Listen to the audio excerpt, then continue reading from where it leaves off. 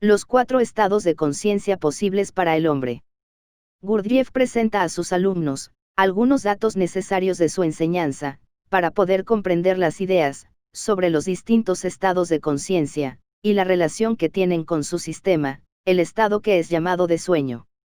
La subjetividad de aquel estado que los hombres llaman vigilia, y la posibilidad de poder despertar a su limitado estado, que está relacionada a la conexión con aquellos estados de conciencia superior, que son posibles en el hombre, y que en el trabajo son denominados conciencia de sí y conciencia objetiva.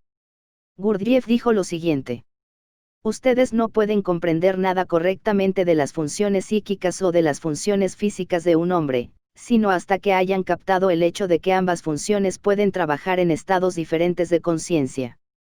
Hay 4 estados de conciencia posibles para un verdadero hombre. Pero el hombre ordinario, o sea el hombre número 1, 2 o 3, vive solamente en los 2 estados más bajos de conciencia. Los 2 estados de conciencia superiores le son inaccesibles, y aunque pueda tener chispazos de estos estados, es incapaz de comprenderlos. Y los juzga, desde el punto de vista de estos 2 estados de conciencia inferiores, que les son habituales. El primero, el sueño. Es el estado pasivo en el cual los hombres pasan un tercio, y a menudo hasta la mitad de su vida. Y el segundo, el estado en que los hombres pasan la otra mitad de su vida, y es en el cual caminan por las calles, escriben libros, conversan de asuntos sublimes, participan en la política, y se matan los unos a los otros. Es un estado que ellos consideran como activo, y que llaman de conciencia lúcida, o estado de vigilia. Ahora bien, las expresiones, conciencia lúcida, o estado de vigilia, parecen haber sido escogidas en broma, sobre todo, si uno se da cuenta de lo que debe ser una conciencia lúcida, y de lo que es en realidad el estado en que el hombre vive, y actúa. El tercer estado de conciencia es el recuerdo de sí. O conciencia de sí. O conciencia de su propio ser. Es habitualmente admitido, que tenemos este estado de conciencia, o que podemos tenerlo a voluntad.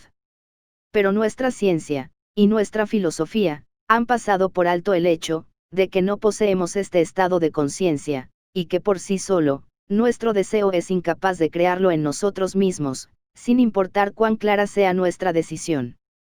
El cuarto estado de conciencia es la conciencia objetiva. En este estado, un hombre puede ver las cosas tal como son. Algunas veces en sus estados inferiores de conciencia, puede tener chispazos de esta conciencia superior. Las religiones de todos los pueblos contienen testimonios de la posibilidad de un tal estado de conciencia, que califican como iluminación, o por otros varios nombres, y lo definen como indescriptible. Pero desde un principio, comprendan esto que voy a decir, y hagan el esfuerzo de no olvidarlo nunca. El único camino justo hacia la conciencia objetiva, es a través del desarrollo de la conciencia de sí. Si a un hombre ordinario, se le lleva artificialmente a un estado de conciencia objetiva, y se le vuelve luego a su estado habitual, no recordará nada, y pensará simplemente, que por un lapso de tiempo había perdido el conocimiento. Pero en el estado de conciencia de sí, un hombre puede tener chispazos de conciencia objetiva, y recordarlos. El cuarto estado de conciencia, y que hemos llamado conciencia objetiva, representa un estado totalmente diferente del anterior, o conciencia de sí. Es el resultado de un crecimiento interior, y de un largo y difícil trabajo sobre sí. Sin embargo, el tercer estado de conciencia, constituye el derecho natural del hombre, tal cual es. Y si el hombre no lo posee, es únicamente, porque sus condiciones de vida son anormales. Puede decirse sin exagerar nada, que en la época actual, el tercer estado de conciencia, no aparece en el hombre, sino solo por chispazos muy breves, y muy raros. Y que este estado no puede convertirse, en algo más o menos permanente, sino por medio de un entrenamiento especial. Para la gran mayoría de las personas, aun las cultas, e intelectuales, el principal obstáculo en el camino, para adquirir conciencia de sí, es que creen que ya la poseen. En otras palabras, están totalmente convencidas, de tener ya conciencia de sí mismas, y de poseer, todo lo que acompaña a este estado. Individualidad, en el sentido, de un yo permanente, e inmutable voluntad, capacidad para hacer, y así sucesivamente.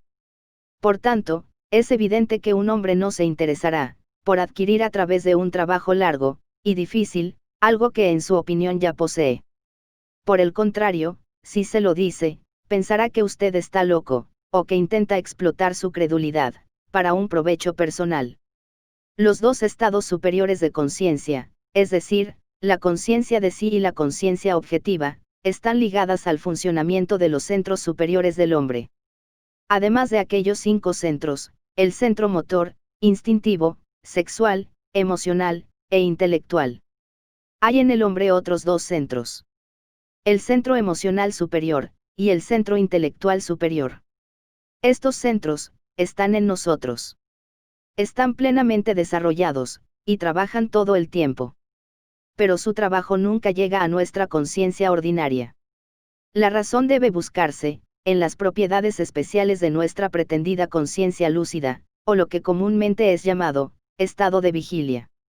Para comprender la diferencia entre los distintos estados de conciencia, tenemos que regresar al primero, que es el sueño. Este es un estado de conciencia completamente subjetivo. Un hombre está sumergido en sus sueños, no importa si los recuerda o no. Aun si al dormido le llegan algunas impresiones reales, tales como sonidos, voces, calor, frío, sensaciones de su propio cuerpo, no suscitan en él sino fantásticas imágenes subjetivas. Luego el hombre se despierta. A primera vista este es un estado de conciencia completamente diferente. Puede moverse, hablar con otras personas, hacer proyectos, ver peligros, evitarlos y así sucesivamente. Parece lógico pensar, que en ese estado en que se encuentra, al despertar por las mañanas, estaría en una situación mejor, que cuando estaba dormido. Pero, si profundizamos un poco más las cosas, si echamos una mirada dentro de su mundo interior, dentro de sus pensamientos, dentro de las causas de sus acciones, comprenderemos que está casi en el mismo estado que cuando estaba dormido. Y es peor aún, porque en el sueño él es pasivo, esto es, no puede hacer nada, y por el contrario, en el estado de vigilia, puede hacer algo todo el tiempo y los resultados de sus acciones repercutirán sobre él, y sobre lo que lo rodea. Y en este estado, no se recuerda a sí mismo. Es una máquina. Todo le sucede. No puede detener el flujo de sus pensamientos, no puede controlar su imaginación, sus emociones, ni su atención. Todo hombre, en el así llamado estado de vigilia, vive en un mundo subjetivo, de quiero, no quiero, me gusta, no me gusta, tengo ganas, no tengo ganas. Esto es, un mundo hecho de lo que él cree que le gusta o no le gusta, de lo que él cree que desea, o no desea. No ve el mundo real. El mundo real le está oculto, por el muro de su imaginación. Vive en el sueño. Duerme. Y lo que él llama su conciencia lúcida, no es sino sueño. Y un sueño mucho más peligroso, que su sueño de la noche, en su cama. Tomemos algún acontecimiento en la vida de la humanidad. Por ejemplo, la guerra. Hay una guerra en este momento. ¿Qué significa? Significa que varios millones de dormidos están tratando de destruir a otros millones de dormidos. Por supuesto, rehusarían hacerlo si llegasen a despertar. Todo lo que sucede actualmente se debe a este sueño. Ambos estados de conciencia, me refiero, al sueño y a la vigilia, son igualmente subjetivos. No es sino al comenzar a recordarse a sí mismo, cuando un hombre puede realmente despertar. Y entonces, toda la vida circundante, adquiere para él, un aspecto diferente, y un sentido diferente. La ve como una vida de gente dormida, una vida de sueño. Todo lo que dicen los hombres, todo lo que hacen, lo hacen en el sueño. Nada de esto puede tener el menor valor. Solo el despertar, y lo que lleva al despertar, tiene un valor real. ¿Cuántas veces se han preguntado ustedes, si no sería posible detener las guerras? Por supuesto, sería posible. Bastaría que la gente se despertase. Parece una cosa pequeña, y fácil de hacer. Sin embargo, es lo más difícil que puede haber, porque este sueño es inducido, y mantenido, por la totalidad de la vida circundante. Por todas las condiciones del ambiente. ¿Cómo despertar? ¿Cómo escapar de este sueño? Estas preguntas son las más importantes, las más vitales, que un hombre tiene que hacerse. Pero antes de hacérselas, deberá convencerse, del hecho mismo de su sueño. Mas solo es posible convencerse de esto, tratando de despertar. Cuando un hombre haya comprendido, que no se recuerda a sí mismo, y que el recuerdo de sí significa un despertar hasta cierto punto, y cuando haya visto, por experiencia, lo difícil que es recordarse a sí mismo, entonces, comprenderá que para despertar, no basta desearlo. Diremos, aún con más precisión, que un hombre no puede despertarse por sí mismo. Pero si 20 hombres, convienen en que el primero que se despierte, despertará a los demás, ya tienen alguna posibilidad.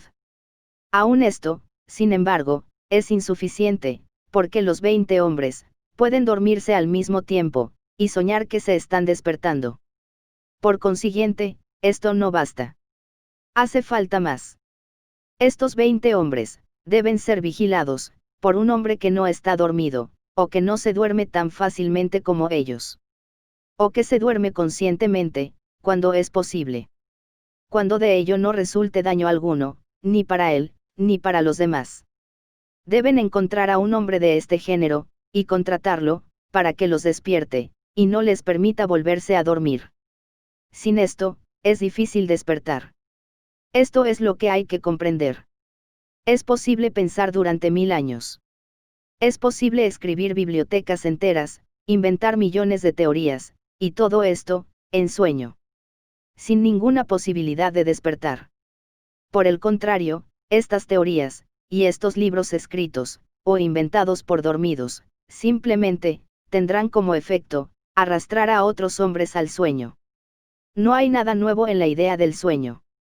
Casi desde la creación del mundo, se ha dicho a los hombres, que están dormidos, y que deben despertar. Por ejemplo, ¿cuántas veces se dice esto, en los evangelios? Despertad, vigilad, no durmáis. Los discípulos de Cristo, aún en el jardín de Getsemaní, dormían, mientras su maestro oraba por última vez. Esto lo dice todo. Pero lo comprenden los hombres. No. Lo toman como una figura retórica. Una metáfora. No ven en absoluto, que debe ser tomado al pie de la letra. También aquí, es fácil comprender por qué. Tendrían que despertar un poco, o por lo menos, tratar de despertar.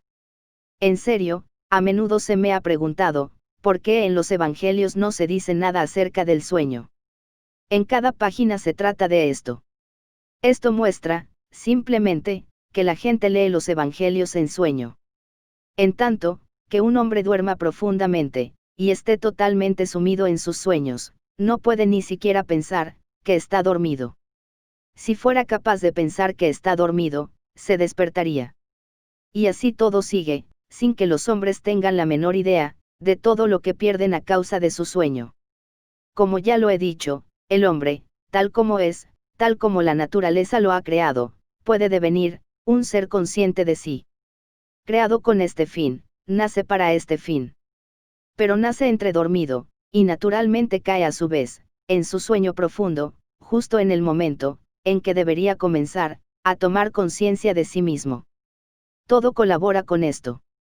La imitación involuntaria, que hace el niño de los adultos.